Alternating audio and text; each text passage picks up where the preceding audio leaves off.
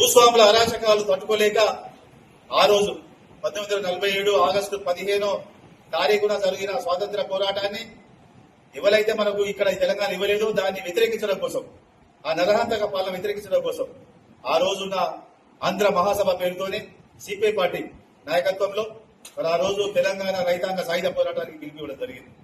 రావి నారాయణ రెడ్డి గారు, మక్దుం మొయినుద్దీన్ గారు, బద్దం ఎల్లారెడ్డి గారు, ఇలా దొడ్డి కొమరయ్య గారు, చాకలి ఐలమ్మ గారు, అనేక మంది ఆ రోజు నాయకులందరూ కూడా తెలంగాణ రైతాంగ సాయుధ పోరాటాన్ని పిలిపించి ఒక ఏడాది పాటు పోరాటం చేసి నైజాం నవాబును గడగడలాడించి తరిమి కొట్టిన సందర్భంలో ఇక బతకలేము మేము, ఈ కమ్యూనిస్టు పార్టీల వల్ల మేము బతకలేము, మరి ఈ పార్టీ మమ్మల్ని చంపేటట్టు ఉన్నదనే ఉద్దేశంతో ఆ రోజున్న దేశముఖులందరూ నైజాం నవాబును కలుసుకోవడం జరిగింది.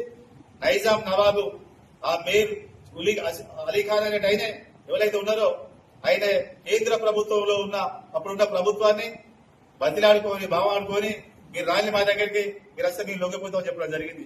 ఆ సందర్భంలోనే సర్దార్ వల్లభాయ్ పటేల్ గారు హోమ్ మినిస్టర్ ఆయన సైనిక చర్య తీరుగా పెట్టుకొని వచ్చేసి ఉత్తగానే వాళ్ళు సైనిక చర్య అంటే సైన్యం అంతా నిలబడుతుంది కానీ కాల్చేయలేదు, ఎవరు బెదిరించింది. మరి ఈయనకేనే లొంగిపోయే పరిస్థితులలో లొంగిపోయాడు. మరి ఆ పోరాటం అంతా కూడా కమ్యూనిస్టుల ఫలితం తప్ప మన సర్దార్ వల్లభాయ్ పటేల్ ఏమి లేదనేది కూడా మనం గుర్తుంచుకోవాలి.